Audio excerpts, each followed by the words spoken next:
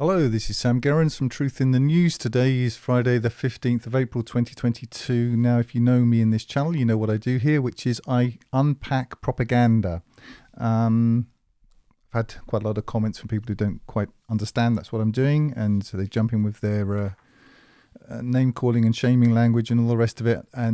But that's actually what I'm doing here. So in this one, what I want to do is introduce you to a game that I sucked practically all night inventing, which is propaganda bingo. Because what I want to do is, in the videos that I've made up to now, I've sort of given demonstrations of unpacking propaganda, which is what it is, in various ways. And some people say, well, is there a book on this? Well, yeah, no, there are books on propaganda. Certainly Bernays' Propaganda and other books that exist. There's a book, what is it? Nudge, Cass Sunstein, someone else. They know that they're manipulating you, and they know that most people don't notice it and all the rest of it. But that's not what this is about. So what I want to do is give a bit of a backstory to what this is, and then I'm just going to kind of show you the game, because I've managed to solve some of the technical issues that I've been having up to now. So basically, this channel is called Truth in the News, and there's a reason, as I've said several times. In the Soviet Union, I happen to live in Russia now, but in the former Soviet Union days, there were, they both still exist, but there were two sort of main broadsheets. One was called Pravda, which means truth, and the other was called Izvestia, which means news. And the joke was, there's no news in the truth, and there's no truth in the news.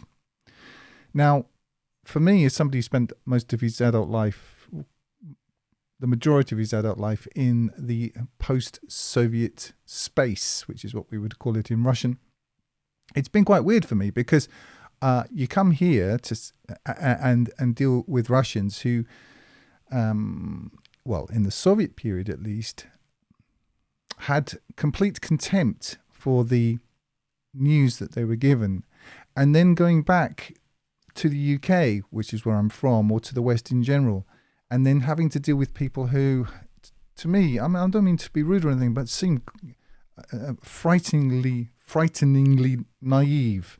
I think that's changing with the whole COVID thing, and now what we're in, which I personally regard as COVID 2.0. I think this is just a continuation of the same thing. But anyway, I'm going to leave those sorts of finer points to one side. I'm not here to sort of change the world in any sense. I personally think it's too late. I think people are too dumb, and frankly, they deserve it. So that's just me. But there are still people out there who I think are ready to get some sort of prepper's basic toolkit in how to deal with mental manipulation coming from the news. And so that's why I'm doing this. And in regard to one or two things happening in the events in Ukraine, but I'm not going to go into those now. Now, my point is this, is that at the end of the Soviet period, which I caught just about in this country, and even going on from that, there were two sets of sentiments. There were your sort of, a bit, if you've ever read Great Expectations, you've got Wemmick, who has his sort of Woolworth sentiments, and then he's got his work sentiments. In the Soviet Union, it was the same. If you asked people at work what their opinion was, you'd get the standard party line. Whereas at home, in the kitchen, talking amongst trusted friends, it would be completely different. And people would take out the newspapers and just laugh at this ridiculous propaganda. The difference in the West is that this doesn't happen, or certainly hasn't happened, or didn't happen when I've been there. There is only the party line. This is the really frightening thing. And I think that this is really what the whole East-West divide was about, setting up this Hegelian dialectic to see which one worked best. Anyway, they've worked out what works best. What works best is the Western model, which is a kind of a combination of it's a kind of conflation of psychiatric hospital, Brave New World, 1984, and a McDonald's franchise. It's really, really, really bizarre. But anyway, you may not know this, but in the Soviet Union, you certainly could criticize things in the media. You could criticize them. You could criticize the fact that the benches in the park were not painted on time, or whatever it was. You could criticize all kinds of things. What you couldn't do was identify and criticize the system. Sound familiar? Because that's what you've got. There was also something under the Soviet Union called samizdat. Samizdat was a very interesting phenomenon. Samizdat comes from sort of self-publishing, I guess you'd call it. It was a sort of underground pre-internet blog, I guess, where people would write things and then photocopy them or type them up by hand and pass them around, in this sort of literary underworld where you could actually get real information, real news, and real literature and so on. I think the internet was a bit like that. That's all being kind of beaten out now. Now, as somebody who has spent a lot of time here, and Russia has really changed. I'm not here to sort of sell you Russia. I think a lot of people say, oh, he's a Russian propagandist or a shill for Putin, or name calling and shaming language. We'll get to name calling, shaming language in a minute, because that's a bit of a recurrent theme. That isn't it for me. I see what I see, and I'm just telling it as I see it. So that's it. But if you're interested, for me, when I went back to the United Kingdom, I haven't been there for a while, but going back, you have to start from first principles with Westerners, because they're so naive, or at least they were the last time I was there. I see that is changing a bit, but frankly, I think it's too little, too late. That's my own opinion, but I could be wrong. Whereas with Russians, the Russians all agreed, we don't trust the government. It wasn't even, you'd be an idiot if you did. Whereas going back to the United Kingdom and sort of saying, well, I don't think they're telling us the truth, you're met with these sort of tsunami of howls of conspiracy theorists and all the rest of it. You get to the point where it's just really not worth talking to them, because they're just frankly too stupid. Or actually, they're not stupid. What they are is cult members. If you are awake and you can't understand why everyone else seems to be so almost like resolutely stupid, you could do worse than find out how religious cults work, because they all work in this way. You see, they're actually members of a cult, and you can't reason with feelings, and feelings is all they've got. And we'll get to feelings, because feelings is a big part of how propaganda works. This is why people are triggered. This is it's entered the language now. Someone's triggered. What does triggered mean? It means a trigger has been fired. And how does that happen? Well, it happens because certain mechanisms have been implanted in their nervous system without their knowledge, and when you say particular words, they react in particular ways, like it's a program. They just run through that cycle, that subroutine. So you're not really dealing with people. And people say to me, well, you should respect people more, and you should, people are amazing and wonderful. That's not my experience. Mainly I find them completely conditioned and uniform. It's amazing, isn't it? Especially in the West, where everyone thinks they're so amazing and wonderful and unique, and yet they're entirely orthodox and uniform, and yet they see no contradiction in it. My view is, if I wanted to listen to their indoctrination, I just go to the source. Now there are. I think there's a kind of a 2 to 5% amount of people in any society who are capable of independent thought. I'm not saying they necessarily agree with me, but they are capable of it. I don't believe that most people are capable of it, and I'm all right with that. If everyone was like this 2 to 5%, things wouldn't get done, you see.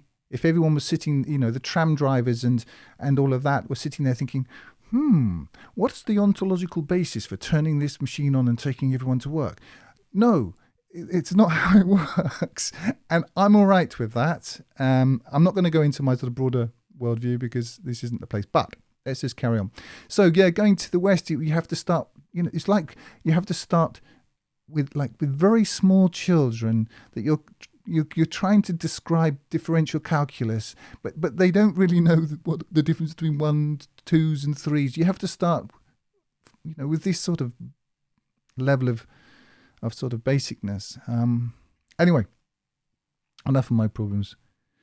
So, I can see from the comments, and I'm not surprised, that some people miss entirely what it is I'm doing. You know, oh, you criticised this person. If you knew, and I'm not criticising that person. You know, if you'd listened to 5 minutes of what I was trying to tell you, you'd understand what I'm doing. I'm not interested in that person. I'm showing you how propaganda works. Because in the Soviet Union, I think people, maybe not, they didn't understand the way that I'm going to explain it, but everybody knew it was nonsense. And the fact that anybody reads The Guardian, The Independent, The Daily Mail, The Wall Street Journal, any of this stuff, and takes it seriously, to me, is just stunning. How could you possibly do that? It's just idiotic. And you know, you're going to have to get to that quite quickly if you're going to want to survive in the new Soviet Union, which is what you're really living in. And quite frankly, in my opinion, the same people are at the top of this one as at the top of the last one, but we'll leave that for now. Let's just move on. Yeah, I mean, just to, you know, in a broader scope, myself personally, my actual interests are outside of this altogether, and I think we're in what the Hindus call the age of Kali. I think we're in the dark age. This is the Iron Age. This is the age of intense materialism and perversion and diversion, sort of leaving of all morals and proper norms and true religion. That's where we are now. So I think we're done. That's my opinion. I can expand on that almost infinitely, but I'm not going to, you know, burden you with that here. Now, more interestingly, I was asked by somebody in the comments, you know, is there a book on this? Can you point to a book? And I thought, well, no, I can't. I just worked this out for myself. I happened to work in public relations a long time ago. This is all old stuff for me. So I happened to work in public relations quite a long time ago, at a high level, actually.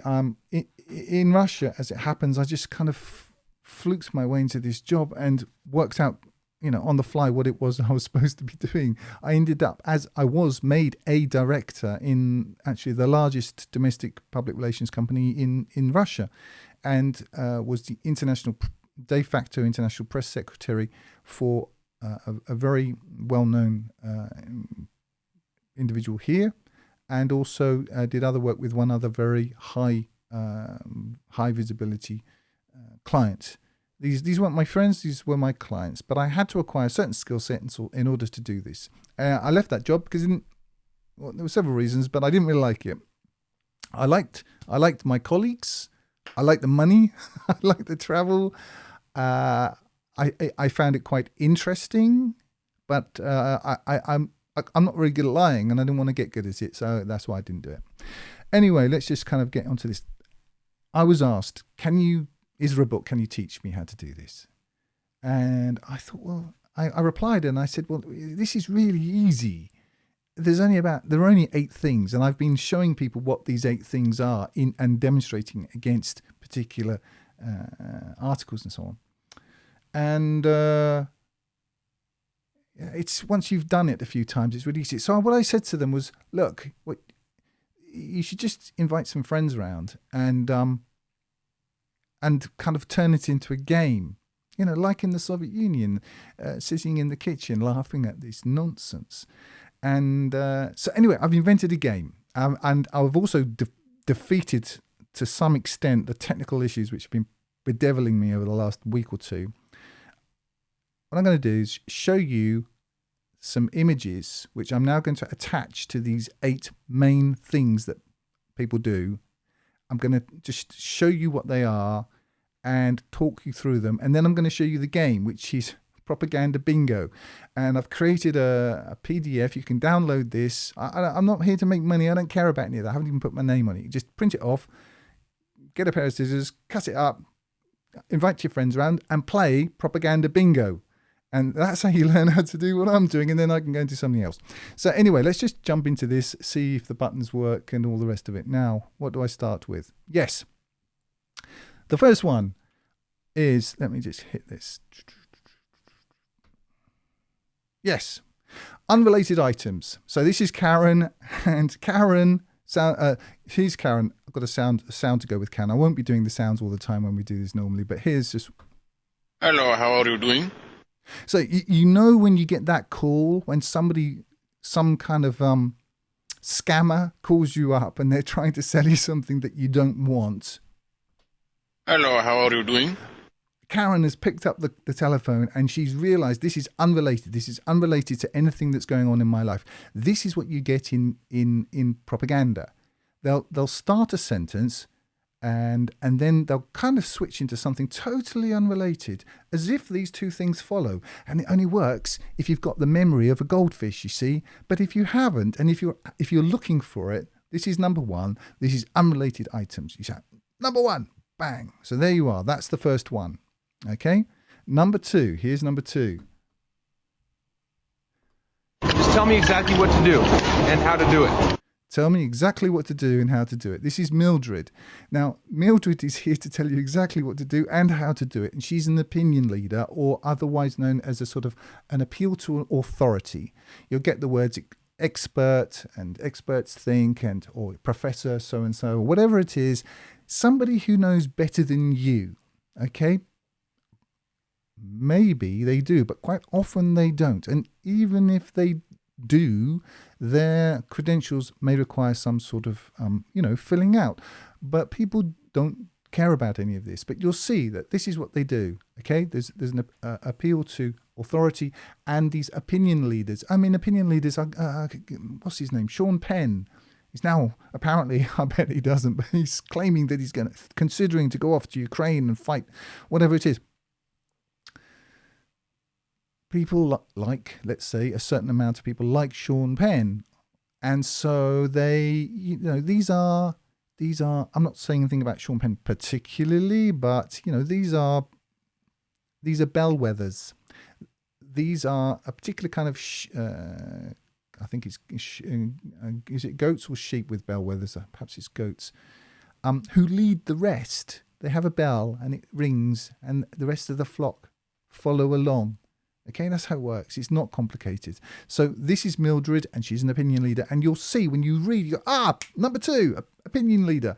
And what will happen if you play this game enough times or watch me as I talk you through it, as you read this stuff, you'll become like a Soviet citizen. You'll just go, it's number two. Oh, there you are, number one. You can just go through and it's like a crossword puzzle.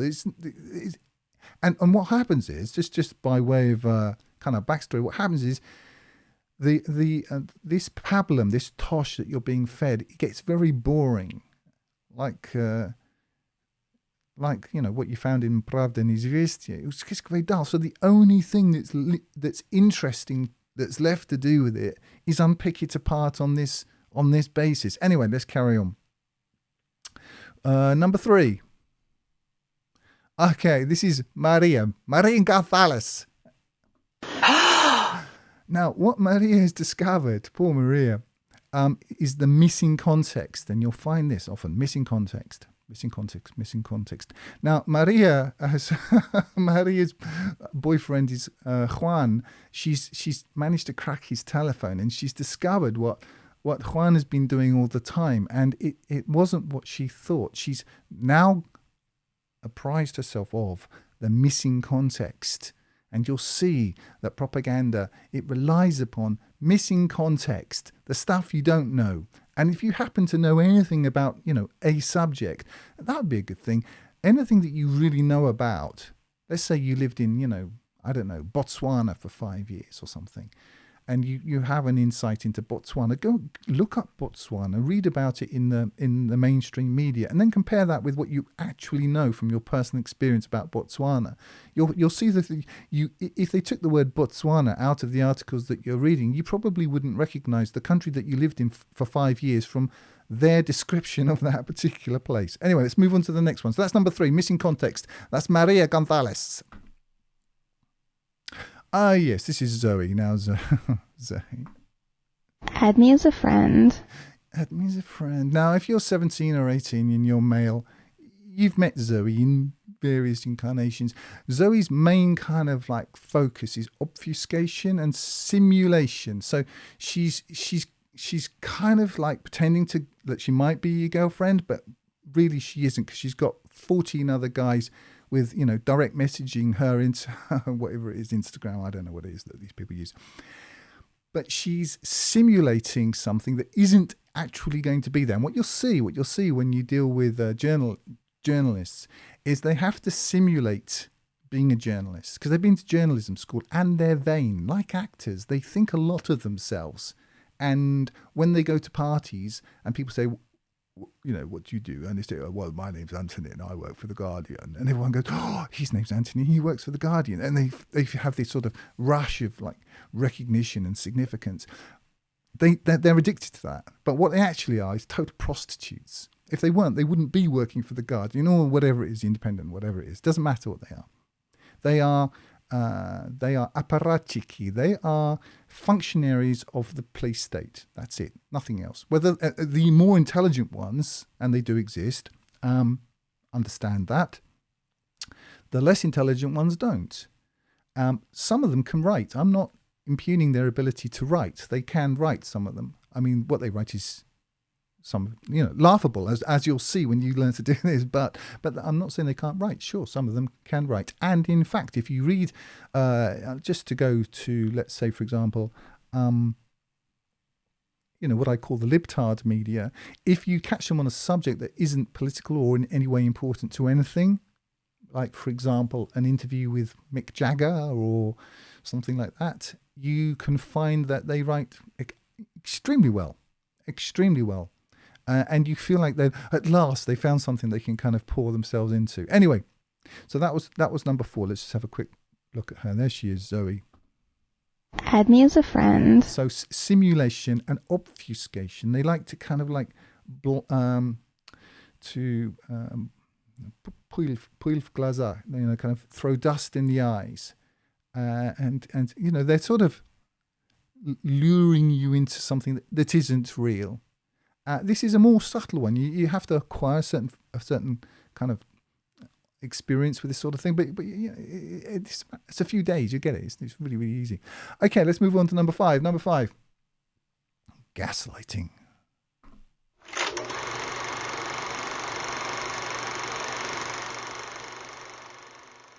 Yeah, so that's Ingrid, and she's being gaslighted, if you can say that, gaslit. And gaslighting is assumed conclusions. No. The lights are not being turned down. How could you possibly think that? You're completely insane. It's not happening at all. Why are you so mad? Why would anybody think that? That's completely wrong. Now, this is gaslighting. Now, it's basic. I mean, I suppose you could say it's all gaslighting to some degree, but you have very particular instances of gaslighting in propaganda, and once you kind of become alive to them, you'll just spot them. They're fairly ubiquitous. They're everywhere. It's not a biggie. Okay, so let's move on to number 6. This is Julie. Shaming and insults. Yeah, here we are. Oh, you're a very bad man. Oh, you're a very bad man. This is Judy Garland from The Wizard of Oz. You'll find this.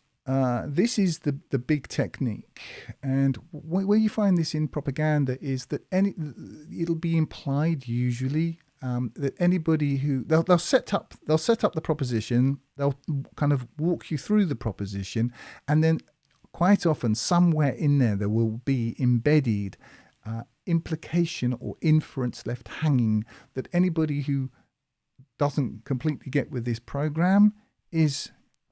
Oh, you're a very bad man. Yes, so you watch out for it because it's everywhere. But where you really see it, name calling and shaming language, is in comments.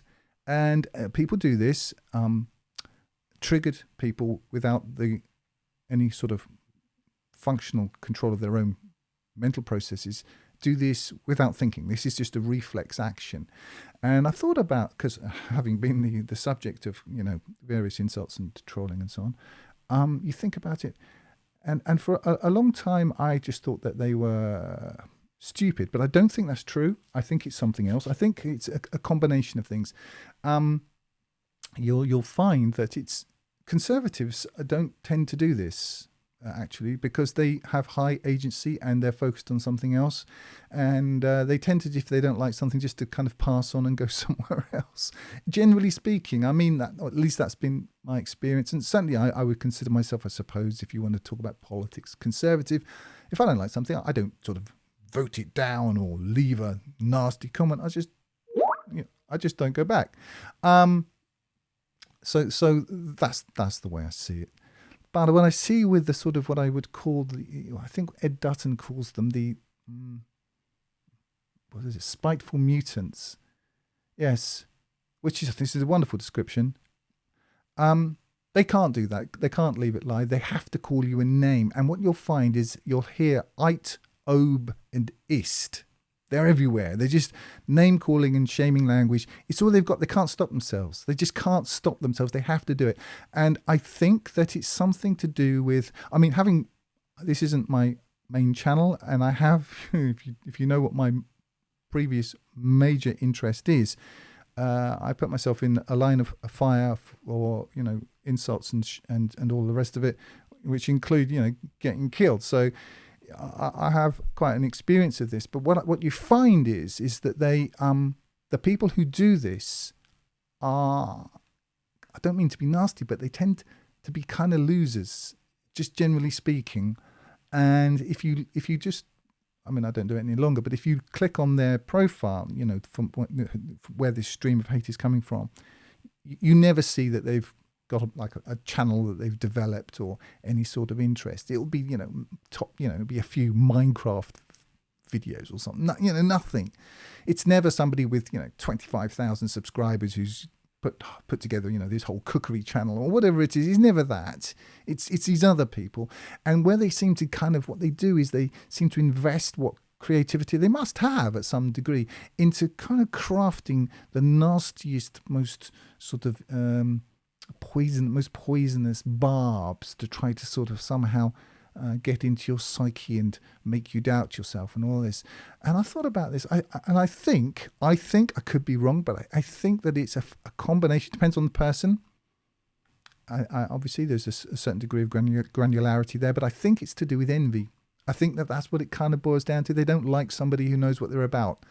I think they may objectively disagree with you, and that's fine, but that's not what I'm talking about. I'm talking about this kind of spite, nastiness, where they call you names, and I think it's also a way of trying to make it go away.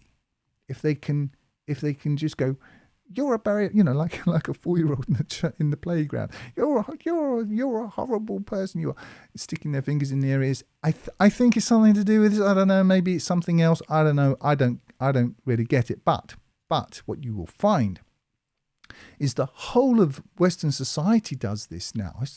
It's almost impossible to talk to people. I'm not talking about people who disagree with one. I mean, people, you can't reason with emotions. That's what I'm trying to say, because they're on different ontological planes. They don't meet anywhere.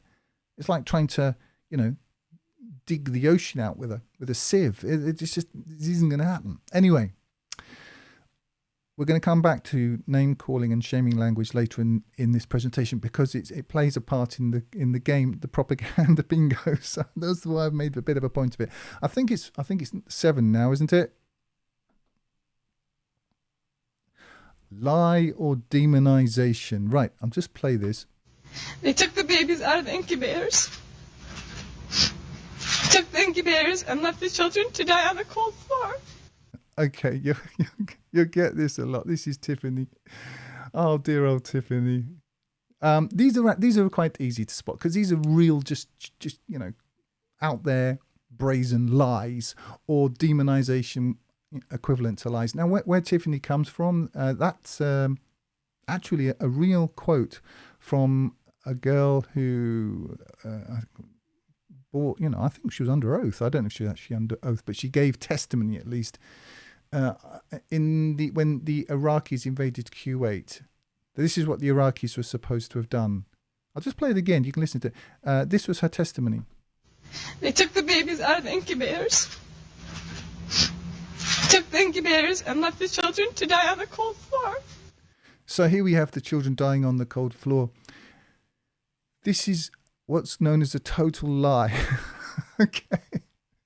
So you have to break it down. There's a certain level of granularity there. And these are quite easy to spot. And if you know anything about, let's say, Botswana, and you see an article about Botswana, you say, oh, no, that's complete nonsense. I mean, I live in Russia, and I've read articles about Russia for years. And again, I'm not here to say everything in Russia is perfect. It isn't. Ask any Russian; they'll tell you all about what's could be better here. So that's not what I'm saying. You're a shell. For shaming language, name calling and shaming language. However, I've read articles about Russia over the years. I thought, have you even been here? This isn't what this is like. It's just ridiculous. Anyway, let's go on to number 8, and then we can get into how to play propaganda bingo. So this is the last one, and I've left. It's not the best till last, but you'll see why. So here we go. This is Donna. Now, Donna has found the propaganda payload. Scuttle, look what we found! I've never seen the Little Mermaid, but that is from that, so I used it. Now, Donna, what she's done, she's found the thing that is actually the point of this, because if you understand that propaganda is basically weaponized information. Weaponized information is something which has got predetermined conclusions sewn into the wafted web that you, as the unwitting target of this weapon, are to ingest without noticing it in order to form trigger points within your nervous system, which will be fired the next time you hear certain keywords. Okay, that's what it is. That's all it is. It's nothing more than that. All of it. So the propaganda payload is what used to be known in the Middle Ages as the moral, the point, the actual reason. That's why this is being written. And you should spot this, the propaganda payload, because this is important.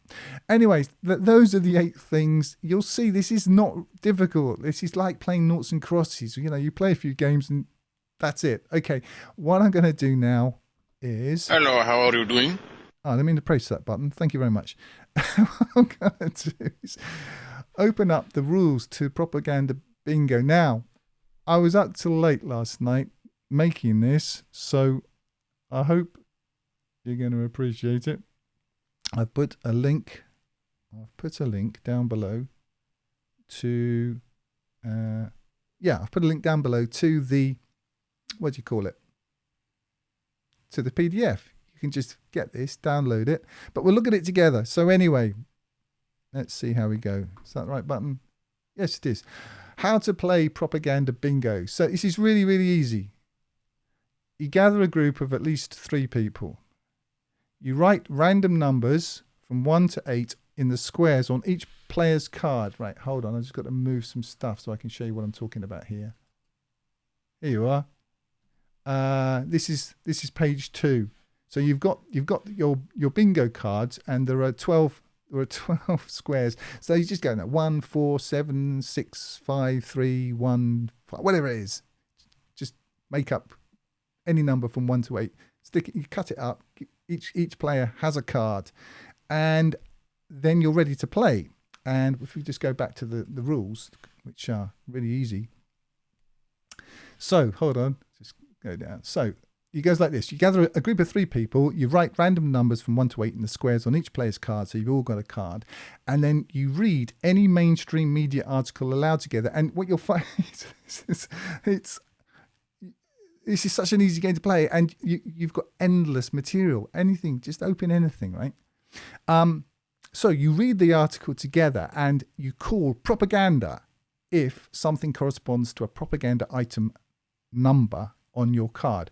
And I've listed all of these, what we've already been through. Okay, so here they are. Selling you unrelated items, opinion leader, missing context, number 4, obfuscation, number 5, gaslighting, number 6, shaming the target, implied insults, complete lie, number 7, and propaganda payload, number 8, which we've already been through. So this is it. It's really easy. Now, you have to get at least one other person to agree that your call is correct. And if no one agrees, you can't cross off the number. Okay, so that's how it works. So it's a kind of an argument as well. Now, this is important and it's here for a reason. Anyone who uses name-calling or shaming language enters a 2-minute hate in which he is not allowed to speak. And the reason for this, I'll get back to that in a minute. The reason for this is because you'll notice, once you realise name-calling, shaming language, it's all they're doing. You're an eit and ist and obe. Eit ist obe. Eit ist obe. You just hear it over and over and over and over again. This is what I get in the comments. Oh, you're at this. What, insert insult. And you just, and people are kind of thrown by it. They don't like it. They think they should shut up at this point. And that's what it's designed to do. But what it isn't is an argument. And this is coming. I've had this all my life from people who have asserted that they are reasonable and tolerant.